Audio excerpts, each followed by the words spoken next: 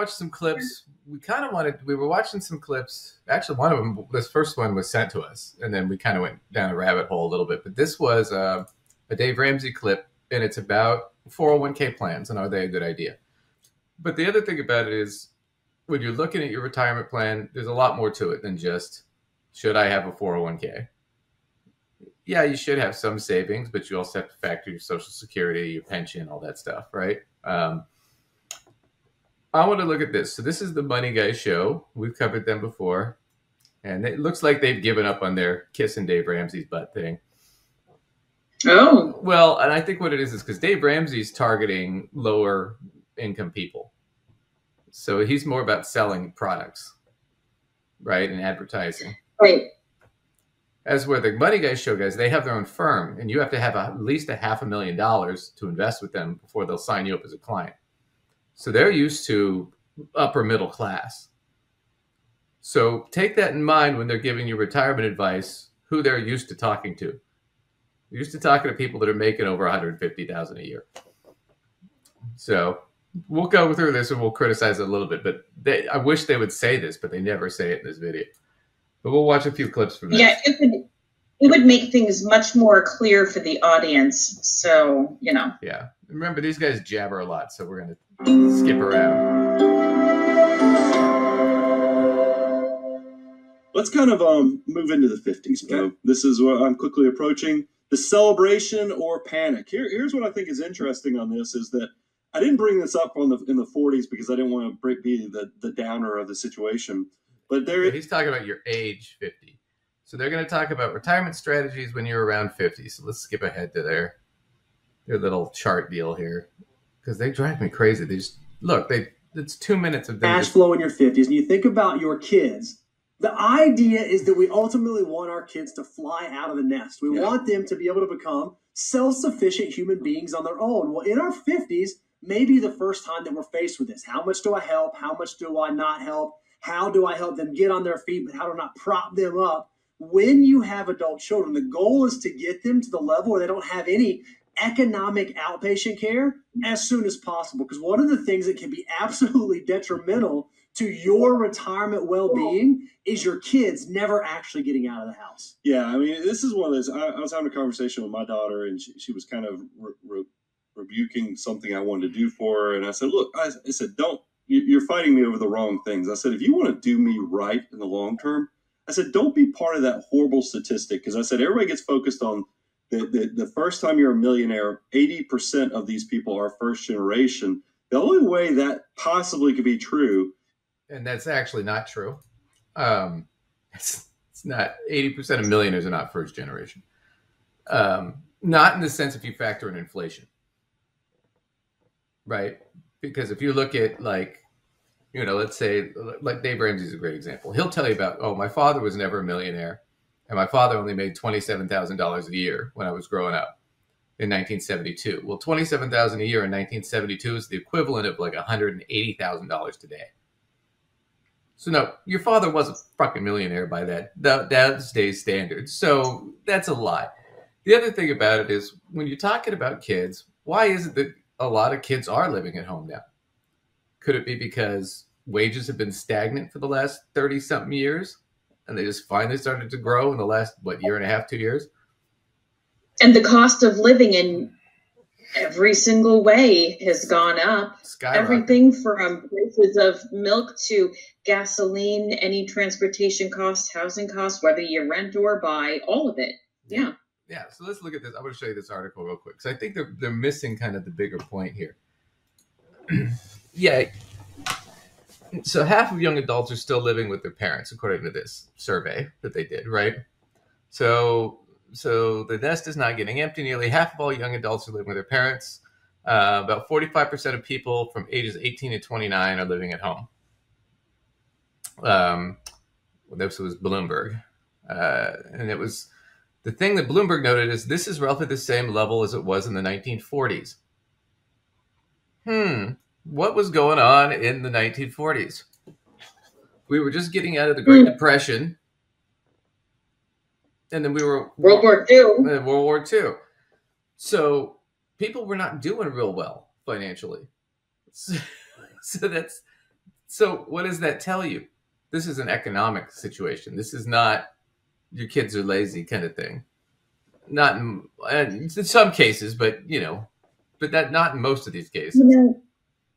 And most young people in that age bracket are not excited to be living with their parents. Yeah. I mean, of course, culturally dependent. In some scenarios, living at home is common longer, but for the most part, once you hit a certain age, you're kind of eager to be out there on your own, Right.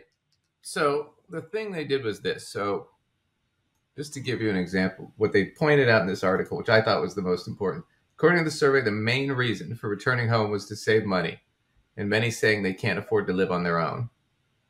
The median national rent now is $2,052 per month. So we'll just say $2,000, right? So let's say you're making median income, which is $55,000 a year.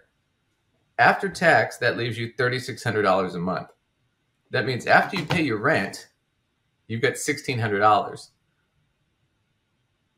All right, let's pause right there, Duncan. So for those of you who have watched our budgeting episode, if not, we'll link it below here and you can check it out. But in the budgeting strategy we talk about, 50% of your income is the absolute top that you should be spending on fixed expenses, and rent is not the only fixed expense that you have. So in the scenario Duncan has just laid out in front of you, which is really common scenario, it's pretty average, that is well over 50%. Yeah. Just for the roof over your head. Yeah. So let's see. And if you don't have a car and you are able to even use public transit and lower your transportation costs, there's still another fixed expense that makes it go higher. You still have to pay something to get yourself to this job. Right. It's a problem. Right.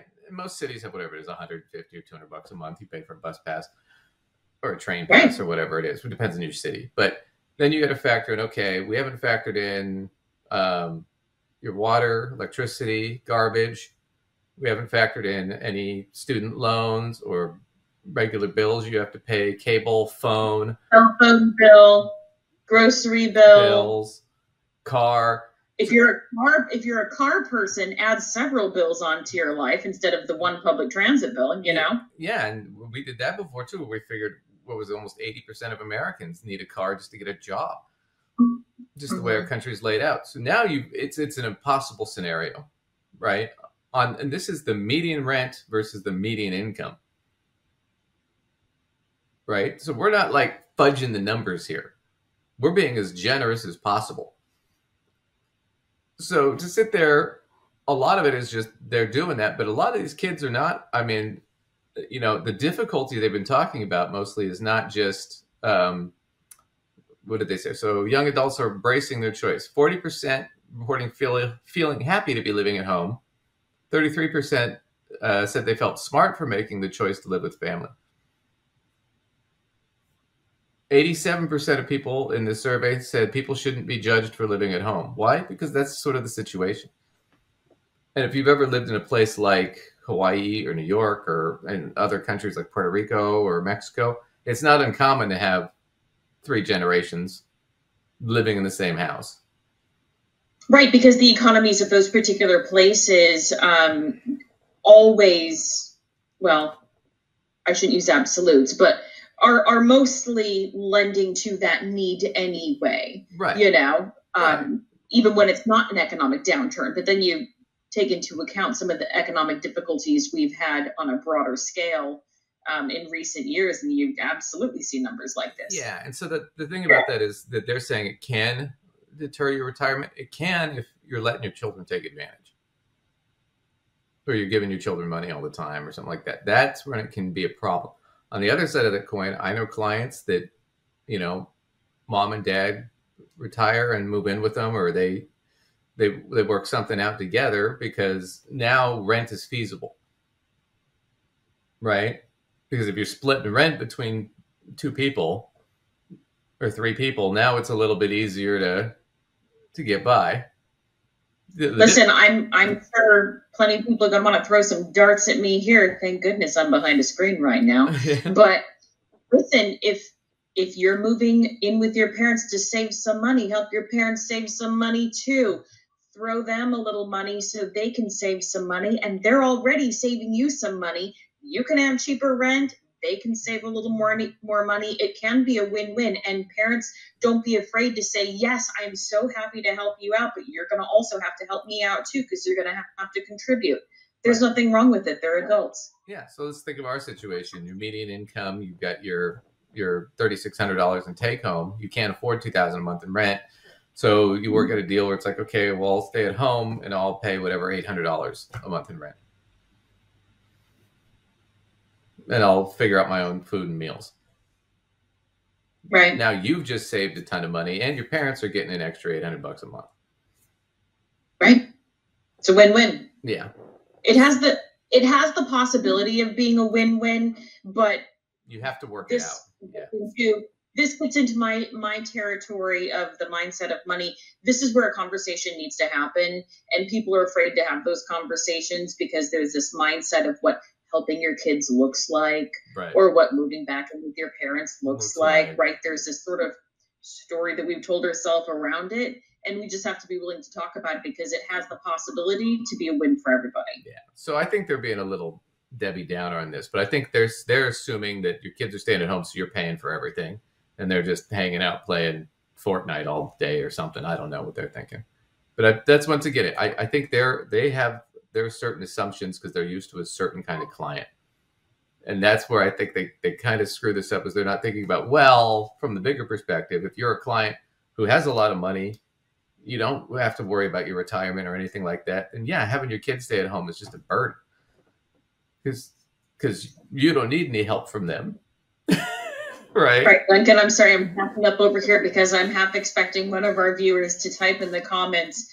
I have an adult child living with me, and they basically stay home and play Fortnite all day. If that's you, feel free to let us know in the comments. If that's you, I would say I would go talk to a therapist about how do I talk to them about taking more responsibility. I would do that. If I don't know what to say, then I would hire somebody to help me out. But yeah, I think that was just sort of a very short-sighted kind of viewpoint on that.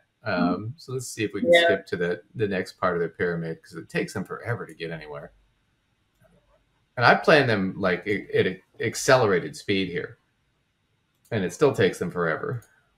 Oh, wait, do you have them at like 1.5 speed? I have them like 1.25. Oh no, I had them at normal. Sorry, I can play them a little bit faster. But we'll play them. What happens when you maybe need somebody to provide care for you? Is that going to be a family member? Is that going to be a nursing facility? You need to be thinking about. This is something risk management. What he's talking about is that's a combination of savings. Mostly when we talk about risk management and financial advising, we're talking about insurance. Right. So we're talking about, they put in their long-term care. So long-term care is if you're old, there are 5 basic things you have to be able to do, right? You have to be able to eat, use the bathroom, shower, get out of bed, physically walk around. I mean, there are 5 basic things. Let's say you can't do 2 of them and you need help.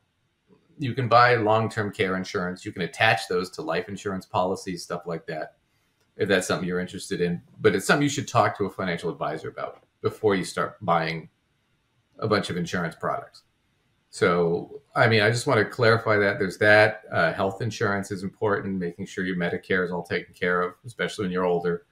And then there are other things like, annuities or different things we can do or play with. But I think that's something you really need to talk to an advisor about, because it's very personal.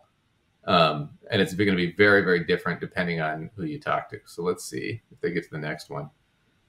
My God, man, it takes them forever. You got to scroll way in advance. All right, so let's go to. Again, in your 50s, you also want to be thinking about your diversification and your asset location. Is my portfolio appropriately diversified to match not only my risk tolerance, how much can I handle, but my risk capacity? How much should I handle? Is this portfolio? Once again, this is back to need to talk to an advisor. Unless you know how to do it. But be careful, because there are 3 kinds of clients in financial advising.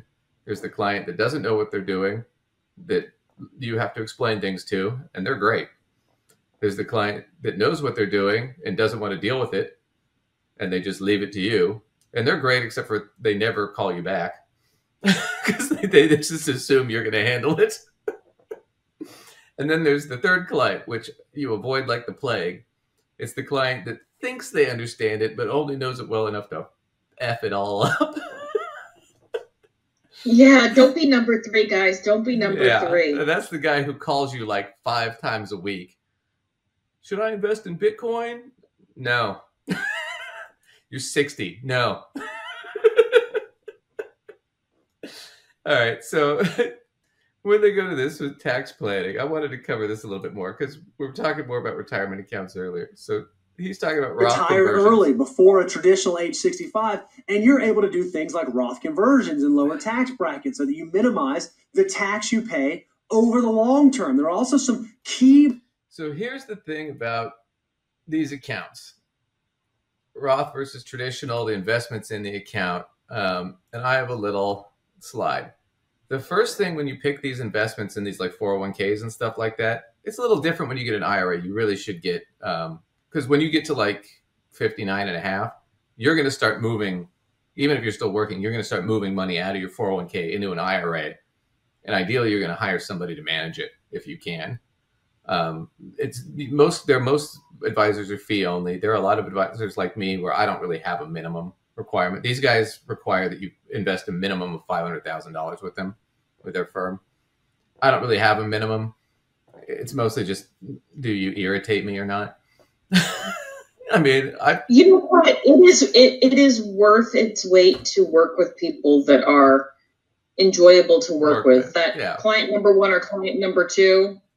Yeah, if you're version. Yeah, if you're 29 and you've only got 40 grand, but I think like, oh well, he'll be a good client in 20 years, and I like dealing with him, so yeah, I'll do it.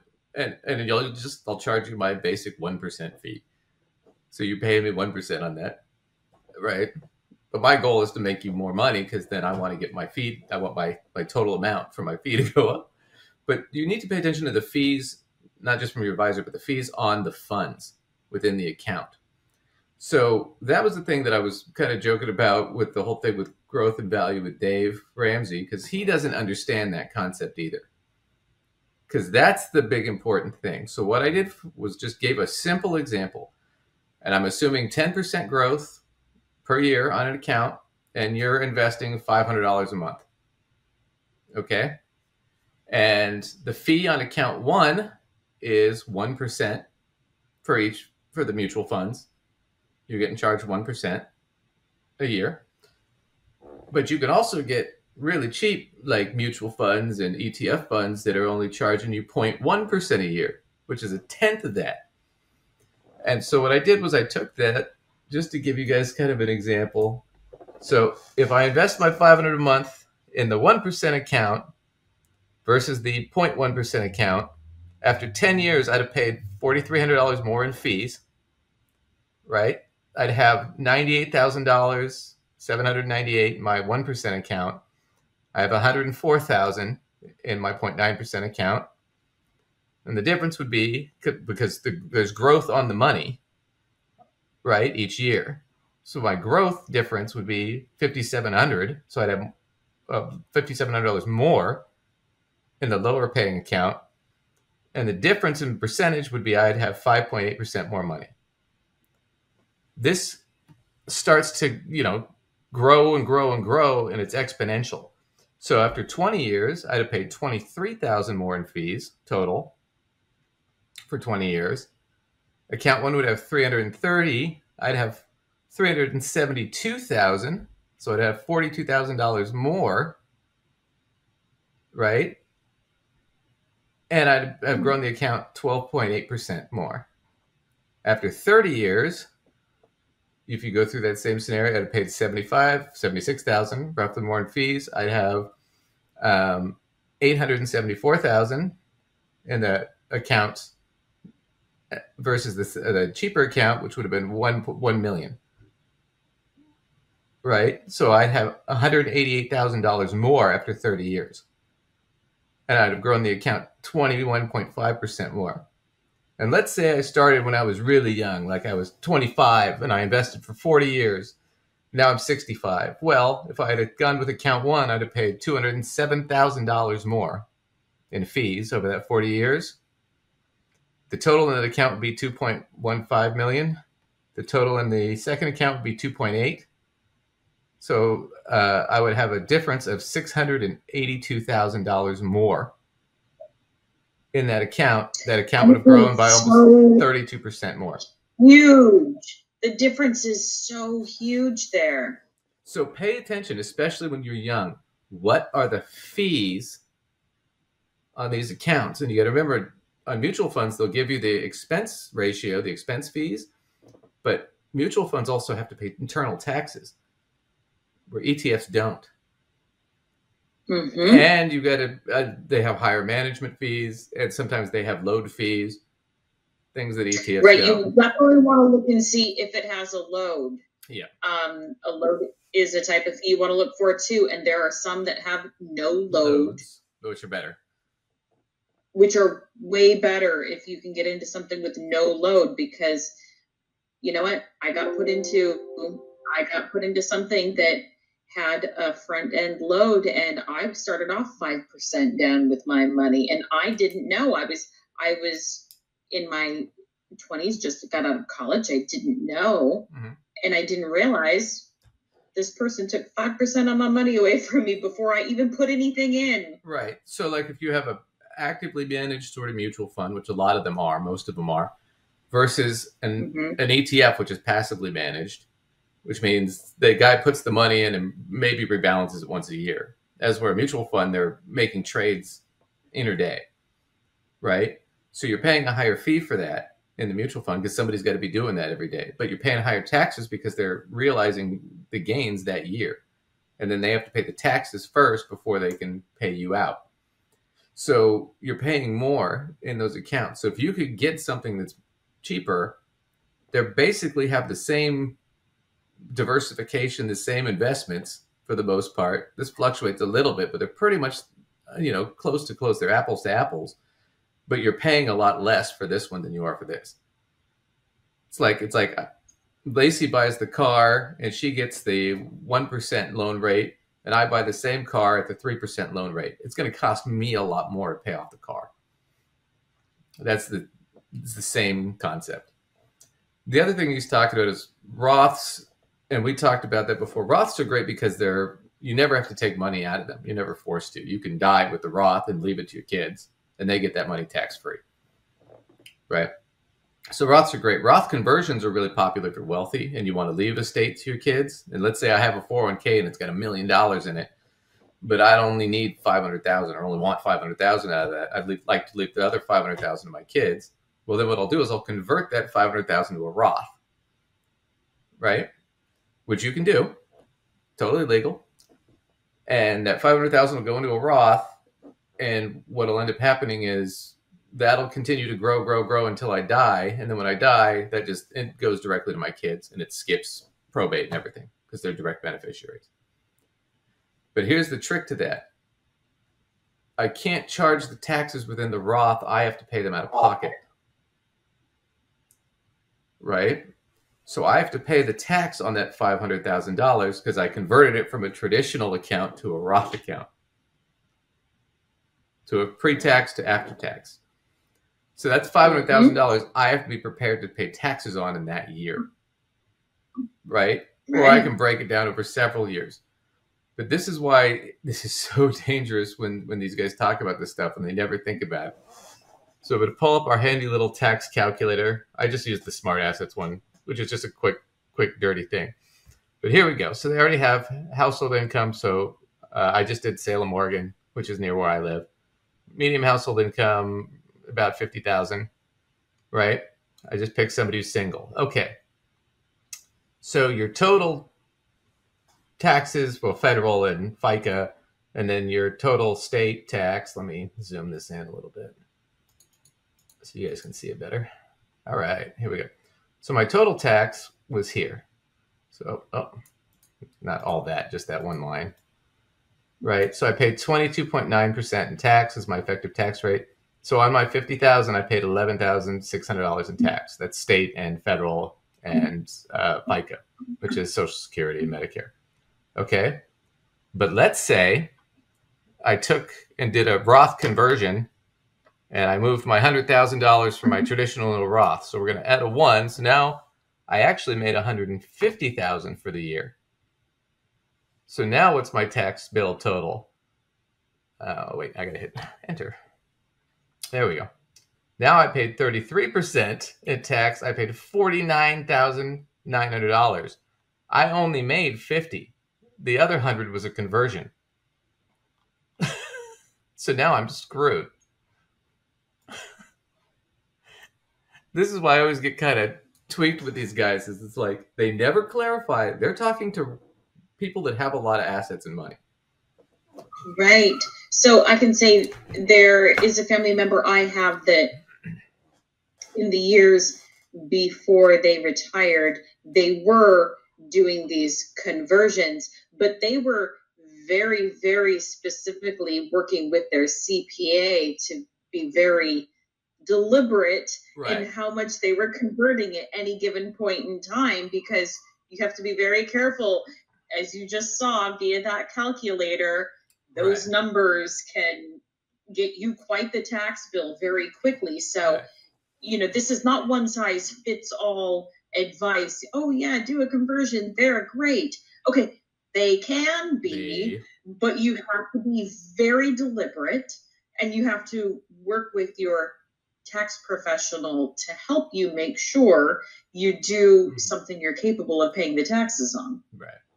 So that's one of the things. So when you talk about these accounts and how they work, and you talk about retirement planning, be careful, because when you watch a lot of this advice, it's not cookie cutter. It doesn't apply directly to everybody. So like I gave my example of somebody with a median income. If they'd have watched this and said, oh, well, I can do a Roth conversion, they said I should do that. And then they do it. Now all of a sudden your entire income is going to taxes, and that money's now in a Roth. And you can withdraw it from the Roth. But now that's, then now $50,000 is gone out of your retirement savings, just to cover your expenses. So just be careful on these sorts of things, just so you understand. They're going to do one quick thing on the states, and then we'll move on to some fun stuff.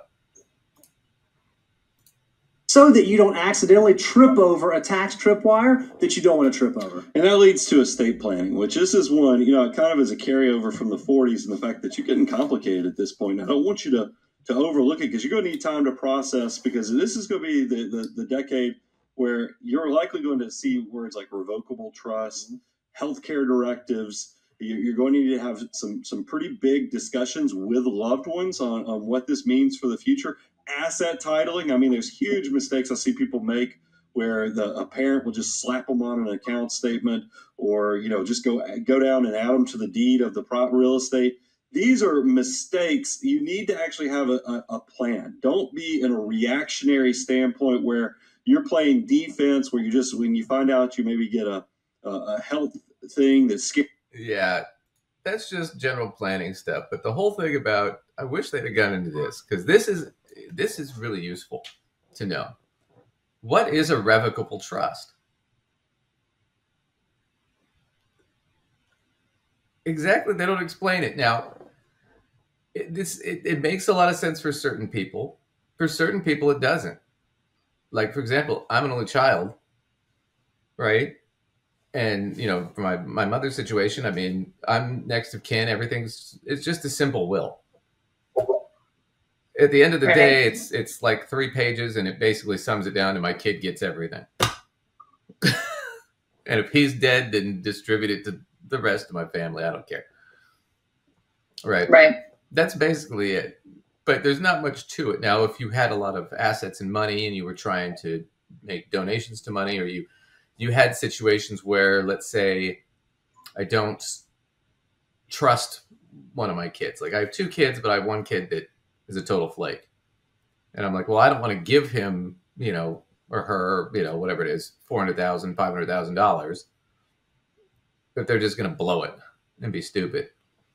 So you can set up a trust. And the way a trust works is there's basically 3 people involved. really only need two, but there's usually three. There's you, the owner of the trust, right? There's the trustee. That's the person who manages the trust. They pay the taxes on it and all that stuff. Trusts are separate entities. They pay their own tax, right? Then there is usually the financial advisor running the trust, and they handle the investments in the trust, if there are investments. Sometimes it's property, right? Like you put a car in a trust or something. Now, a revocable trust means that you can change the beneficiaries. You can reverse it at any point. Okay, the negative to that is you still have to pay tax on all that money. The other neat thing is there's something called an irrevocable trust, right? So one is revocable, which means you can revoke it and change it. Irrevocable means you can't revoke it unless you get like a court order. So if I make an irrevocable trust and I put Lacey as the beneficiary of the trust, and she can have the money when I die or whenever 10 years from now, it doesn't matter what I say in the trust. I can basically write whatever I want. I could say Lacey has to climb Mount Everest before she can touch this money. But now all that money is off my estate and off my taxes. Everything it earns is separate from me. So now I've gifted all this money to Lacey, and I don't have to pay tax on any of it. I don't have to pay estate tax. I don't have to pay anything. Right? The negative is let's say Lacey pisses me off. Well, I can't change it now. I have to go get a court order. And you usually have to have a really good reason. Because basically the court's going to say, well, wait a minute. Technically that belongs right now you gave all the money to the trust. It belongs to the trust. Because it's an irrevocable trust. You can't revoke it.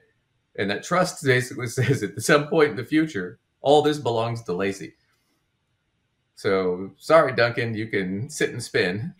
Don't let the door hit you on the way out. So it's important to understand kind of what that is. But trusts are very, very useful, especially when you get older, and you want to give money to other people, right? Or you're trying to protect assets or things like that, or you're worried about, what happens if so-and-so dies first or whatnot. How do we want to distribute things? So, but trusts, these are something you should really talk to an advisor or talk to a lawyer about, And as far as titles and things like that and writing other stuff, really, once again, talk to an advisor, talk to a lawyer, either or. But yeah, estate stuff, you usually want to talk to either an estate lawyer or a financial advisor who does estates because they get really tricky. But those are the important things to understand about retirement and retirement accounts, just sort of in general. I did want to cover real quick the difference between the traditional and the Roth. Because this gets confused. We're like, I know Dave Ramsey will say this, that the Roth is actually better than the traditional. It makes more money because it's tax-free at the end, right? As where with the traditional, you have to pay taxes when you withdraw that money, right? This is actually not correct. And it's just, it's a simple misunderstanding of the math. And so I want you to understand, if you're investing in a Roth and you're investing in a traditional, all things being equal, right? Same investments, same amount of money, whether it's a Roth or a traditional, as long as your tax bracket doesn't change throughout your whole life, you're paying the exact same, you're getting the exact same out of it. You're paying different amounts in tax, but you're getting the exact same at the end. And I'll show you real quick how that works. So this is traditional versus Roth. And I just used 20% tax example. So I put $10,000 into a traditional. I don't pay the tax on it now because it's pre-tax money, right? So I have the $10,000 left over to invest because I paid no taxes on it. And I do 9 years at 8%, so it doubles roughly. And so now I have $20,000 in that account. Now when I withdraw that $20,000 9 years later, and it's taxed when I withdraw it, I'm going to pay about $4,000 in taxes, 20% of 20. So I'm going to have $16,000 left to spend in that account after tax. In a Roth, I put $10,000 in a Roth, same tax bracket through this whole time period. I pay taxes on it now. So I pay 20% now. That's $2,000 in taxes. $8,000 is what I have to invest after I pay my $2,000 in tax. So after 9 years, the money doubles, and I have $16,000. but I don't pay any tax when I withdraw it, so I still have $16,000 to spend. So at the end of it, I still have the same amount. The difference is if I'm paying, if I think I'm going to be paying less taxes when I withdraw that money because I'll be retired and I won't be working, then a traditional is better to go with, because I would rather not pay the higher tax bracket now and pay the lower tax bracket later when I'm retired and withdrawing the money. If let's say I'm really young and I think I'm going to be in a really high tax bracket later on, then might as well pay the low tax bracket now and put that money in. And then when I withdraw that money and I'm in a much higher tax bracket, I don't have to pay that. So that's the basic strategy behind the Roth and the traditional.